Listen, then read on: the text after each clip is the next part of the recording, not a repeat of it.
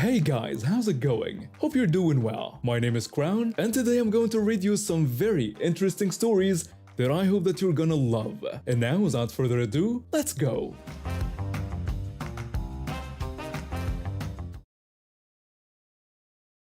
I started surfing when I was 15 because my best friend got me into it during our sophomore year of high school. We lived about 20 minutes from the coast, and his mom was supportive of our new hobby. She'd drive us to the beach almost every single day after school, sometimes even on weekends, when she had time off from her nursing job. We had this whole routine down to a science. We'd get to the beach, find our usual spot, wrap our phones in our shirts, bury them a little bit in the sand, and then place our towels on top. It seemed foolproof at the time. We'd surf for hours, come back exhausted but happy, grab our stuff, and wait for his mom to pick us up. This went on for months without any problems. When you get hooked on surfing, you start looking for bigger challenges. We'd started at the main beach where all the families go, but after a few months we wanted to try some of the more advanced spots. There was this one area about 30 minutes north that had better waves, but it wasn't as well maintained or monitored. The locals called it sketchy, not because it was dangerous to surf there, but because there weren't lifeguards around and sometimes weird people hung out in the parking area. We should have known better than to bring our phones that day, but we were creatures of habit. We did our usual routine, buried the phones, put the towels on top, and headed out for what turned out to be one of our best surfing sessions ever. The waves were perfect, and we stayed out longer than usual. When we came back to shore, our towels were exactly where we left them. Everything looked normal, but when we dug underneath, our phones were gone. I felt my stomach drop. These weren't cheap phones either. We both had the newest models that our parents had gotten us for good grades. We started digging frantically, thinking maybe we'd buried them deeper than usual, but there was nothing. My friend started panicking immediately, talking about how his parents were going to kill him. I was trying to stay calm, but inside, I was freaking out too. We looked around the beach area, hoping maybe someone had found them and turned them in somewhere, but there was no lost and found booth or anything like that. There were a few people nearby, so we decided to ask if they'd seen anything suspicious. Most people just shook their heads and said no, but this one family was really nice about it. The dad let us use his phone to try calling our numbers, but they went straight to voicemail. Then his wife suggested we try the Find My Phone app. We logged into the app on their phone, and sure enough, both our phones were showing up on the map. Here's the crazy part, they were already about 5 miles away and moving. My friend called his mom to explain what happened. I expected her to be furious, but instead she just asked where we were and said she'd be right there. When she arrived, she had this determined look on her face. She asked us what exactly the app had shown us. My friend explained that the phones were moving and were already really far from the beach. She looked at the app for a second, then told us to get in the car and pull it up again because we were going to go after whoever took them. Most parents would have just told us we were out of luck and that we'd learned an expensive lesson. But she was going to help us track down whoever stole our phones. The chase began immediately. We'd follow the little dots on the map, trying to figure out which car on the road might be carrying our phones. The problem was that the app isn't perfectly accurate. It only gets you within about 500 feet of the actual location. Plus, whoever had our phones kept moving, so we were basically just following a general direction and hoping for the best. We drove for what felt like forever, getting on and off different highways, taking random exits when the dots seemed to change direction. His mom was focused, like she was on some kind of mission. We'd been chasing for about an hour and a half when her phone battery died. She told us we weren't giving up now and to hold on tight. What happened next was like something out of an action movie. She pulled off the freeway so fast that I grabbed the door handle. Then she ran 2 red lights, not dangerously since there was barely any traffic, but still, and made this illegal U-turn to get to a convenience store she'd spotted. We ran into the store and bought a car charger as fast as possible. The whole time I kept thinking about how most adults would have given up by now, but she was more determined than we were. Back on the road, we continued following the app. My friend and I were taking turns navigating while his mom drove. The phones had stopped moving as much, which we hoped meant the thief had reached their destination. After nearly 3 hours of driving around, the little dots finally stopped moving. The app showed them at what looked like a shopping center. We pulled into the parking lot and tried to figure out exactly where the phones might be. There was a taco restaurant, a few other small shops, and a bus stop. We went into the taco place first, thinking maybe the person was having dinner, but it was just families eating together. Nobody looked suspicious at all. That's when we noticed a guy sitting alone at the bus stop with a huge duffel bag next to him. He kept looking around nervously and something about him just seemed off. His mom said she thought that might be our guy and that she was calling the police. She called the local police department and explained the situation. They said they'd send an officer over, but it might take a few minutes. The dispatcher told us not to approach the person and just wait in the car, but his mom had other ideas. Before we knew what was happening, she was getting out of the car. My friend asked what she was doing and reminded her that the cop said to wait. She told us she was just going to see if it was really him and not to worry because she had a plan.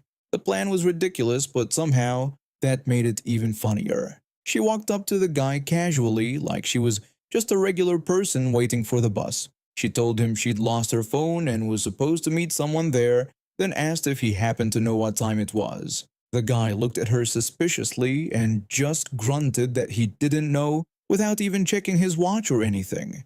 It was such an obvious lie since he had a phone we could see the outline of one in his pocket. She came back to the car and we were all trying not to laugh too loudly, but from that point on the guy kept turning around to stare at us every few seconds. It was kind of scary but also funny because our plan had confirmed that he was the thief. A few minutes later we saw a police car coming down the street. The officer had his lights off at first, but when he spotted the guy at the bus stop, he flipped them on and made a quick U-turn. I swear this is the truth. The second the guy saw those police lights, he jumped up and started running across the street as fast as he could. He was clutching his duffel bag and everything. But you can't outrun a car, especially when the cop was already pulling into the parking lot. The officer caught up to him immediately and handcuffed him right there on the sidewalk. Then he brought the guy over to our car to ask us some questions. The officer asked if we were the kids who reported the stolen phones.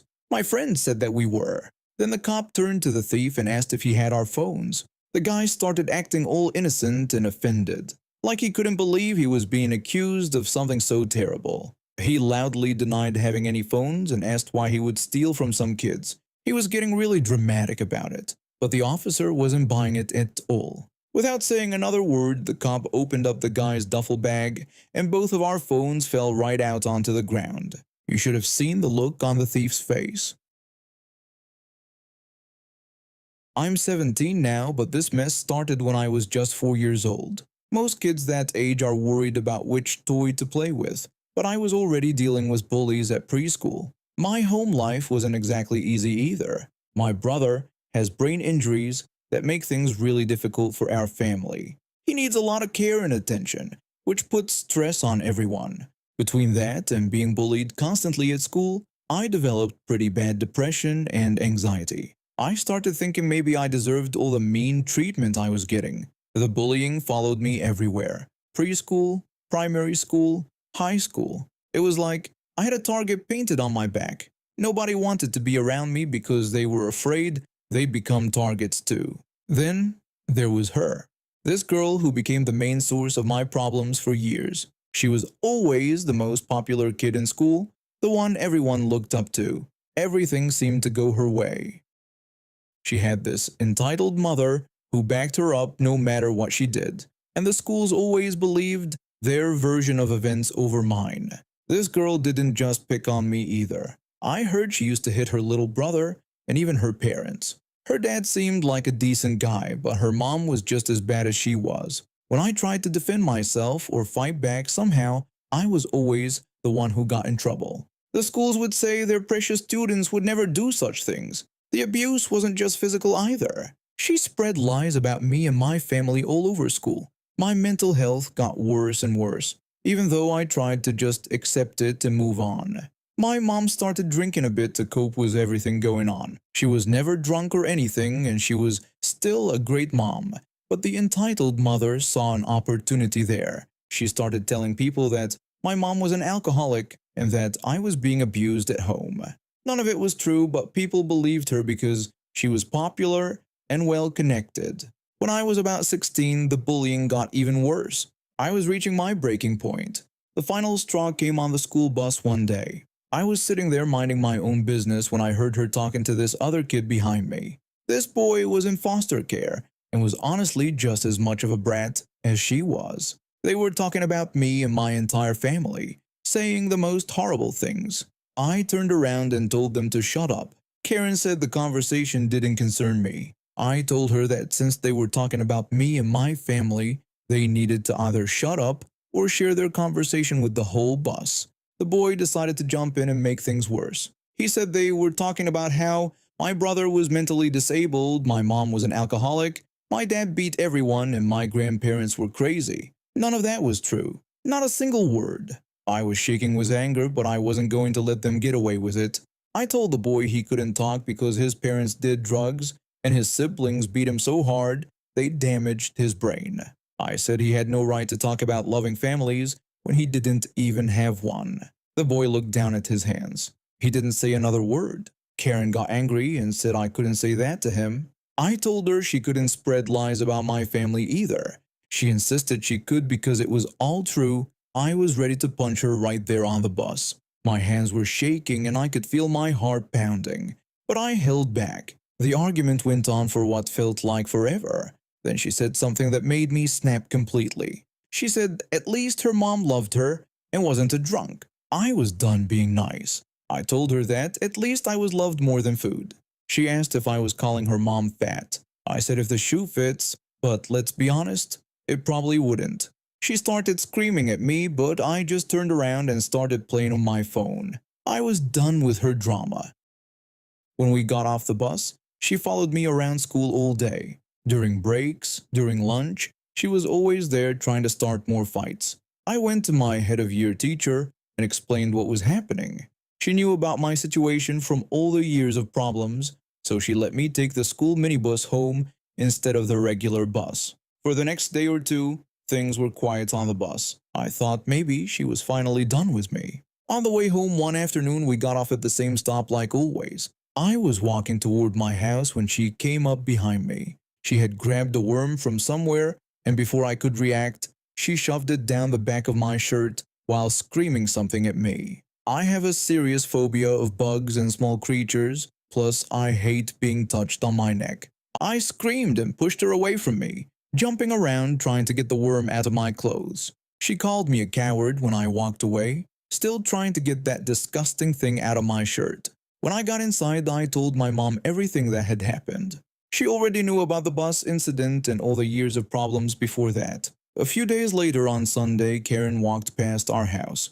My mom had been to a wine festival about an hour before, so she smelled like alcohol even though she wasn't drunk. She'd had enough of trying to handle this through the school and Karen's entitled mother. And when she saw Karen walking by, my mom ran outside and started yelling at her about everything she'd done to me over the years. She was furious about all the abuse I'd suffered and how nobody would do anything to stop it. That evening, we got a phone call from Karen and her mother. They were saying all kinds of stupid things and claiming they'd called the police on us.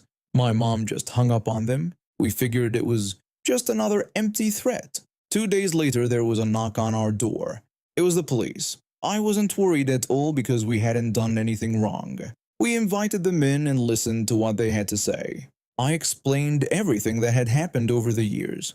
All the bullying, the lies, the physical abuse, everything. The officers listened carefully and asked questions. After talking to both families, they said they could tell who was lying just by looking at our body language compared to theirs. A few days later, we got another phone call. This time it was good news.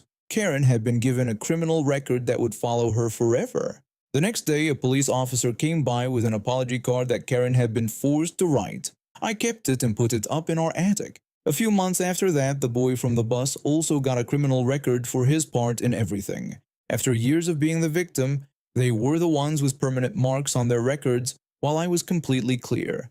The bullying stopped after that. Word got around school about what had happened, and suddenly nobody wanted to mess with me anymore. I finally got to finish my last year of high school in peace. I babysit kids in my home as a side job. The extra money helps me pay for my online college courses and keeps food on the table. I live in a small house on the edge of town with my 2 cats and 1 dog. My tuxedo cat works as my personal therapy animal. She's incredibly gentle and has never shown aggression toward anyone. She usually just runs away if she feels threatened. My dog is trained as a therapy animal too and visits kids in hospitals part-time. This family contacted me through a neighbor's recommendation. They needed regular babysitting for their 6-year-old son because both parents worked long shifts at the hospital. The money they offered was decent, so I agreed to watch him twice a week. From day one, this kid was a nightmare. He would steal things from my house, make huge messes on purpose, and throw screaming tantrums over nothing. He'd dump out entire boxes of cereal just to watch me clean it up. He'd take my books and tear pages out of them. But the worst part was how he treated my animals. This kid seemed to get pleasure from hurting them. He would chase my cats around the house, pull their tails and ears, and kick them when he thought I wasn't looking. I caught him throwing rocks at them in the backyard more than once. My poor dog learned to disappear into the woods when the kid arrived because he couldn't handle the stress anymore. I started using a code phrase with my dog, "time to go," which meant the kid was here and he should hide in the shed until the parents picked him up. I felt terrible that my own animals had to hide in their own home.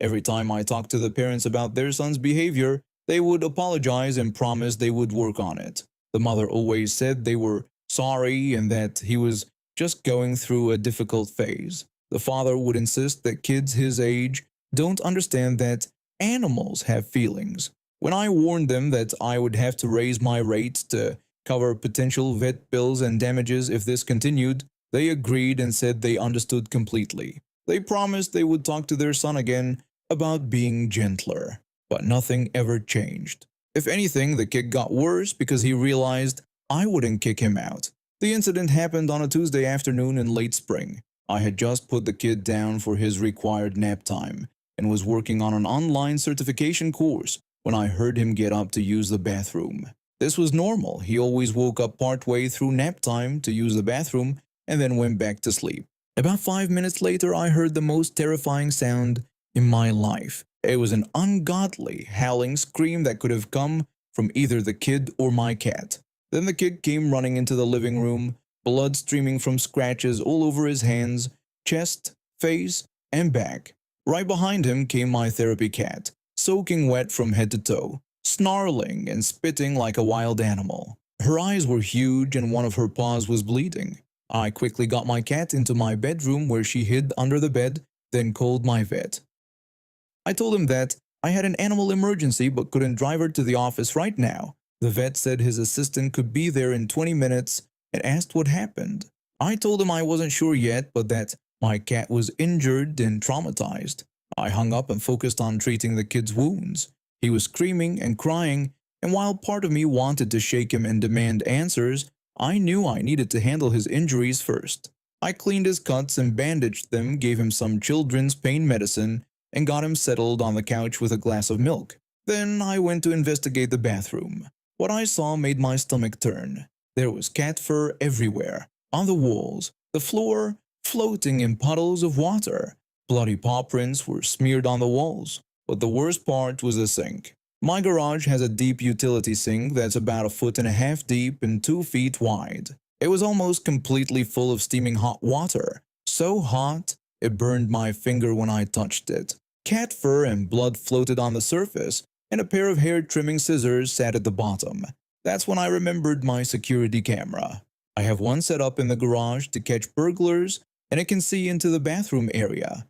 My doors don't have locks when I'm babysitting for safety reasons, so everything would be on camera. I pulled up the footage and watched in horror as the kid lured my cat into the bathroom with food. He had already filled the sink with scalding water. The moment my cat got close enough, he grabbed her by the neck and forced her head underwater. I could see her tail and legs thrashing as she fought to escape. Somehow she broke free, but instead of running away like she normally would, she went absolutely wild. She clawed his face, tore at his chest, and raked down his back when he tried to grab her again. When he picked up the scissors and came after her, she fought even harder. The pain must have gotten to him because he dropped the scissors, panicked, and ran inside with my cat chasing him. But I noticed she stopped attacking the moment he dropped the scissors and ran. She never pursued him beyond defending herself. When the vet's assistant arrived, she was shocked at what she saw. I told her that the kid had tried to drown my cat in scalding water and that I had it all on camera. She said she would gladly testify in court if I needed her to, calling it clear animal abuse. She treated my cat gently, giving her mild sedatives to calm her down. My poor cat had swallowed a lot of water during the attack, and one of her claws had been ripped out when she fought to escape. The assistant warned me that she would probably be jumpy and stressed for a long time, and I worried this might affect her work as my therapy animal. When the parents arrived to pick up their son, I didn't give them a chance to speak. I told them to pick up their child and that I would see them in court. The father tried to interrupt, asking what exactly had happened. I told them that their son had tried to drown my cat in scalding water and that I had video evidence. The mother insisted this was impossible and that he would never do something like that. I told them the police would be getting a copy of the footage and ordered them to take their son and leave my property. The court case was straightforward. With my camera footage and testimony from both the vet and vet assistant, I won enough money to cover all damages, vet bills, and compensation for the trauma. The kid was ordered to complete multiple stages of therapy before he could ever be around animals again, and he was registered as an animal abuser to prevent future incidents. The judge also ordered the parents to write me a formal apology letter. When it arrived a week later, I could practically feel their anger radiating off the page. They apologized for their son's behavior and said they sincerely hoped my cat would recover quickly. They admitted his behavior was completely unacceptable and their failure to properly address it. They apologized for the damages to my home and the stress the situation had caused me. They said they recognized my patience with their child and regretted that I didn't speak up sooner so this incident could have been avoided. They hoped both my cat and I would recover and never have to deal with a situation like this again. You could tell they hated writing every single word, but the judge's order left them no choice. People always ask why I put up with that kid's behavior for so long. The truth is, I needed the money and was afraid of causing trouble. I kept hoping the parents would actually follow through on their promises to fix his behavior. But after this experience, I learned to trust my instincts and set firm boundaries from the start. My therapy cat recovered well and is still her sweet, gentle self. She still enjoys her regular baths and continues working as my therapy animal. My dog came out of hiding and went back to his normal routine of visiting kids at the hospital. The kid probably expected my gentle cat to just take whatever he dished out. I doubt he ever imagined she would fight back the way she did. Maybe next time he thinks about hurting an innocent animal, he'll remember what happened when one small house cat decided she'd had enough of his cruelty. And now we have reached the end of today's stories. Thank you for watching, and see you next time.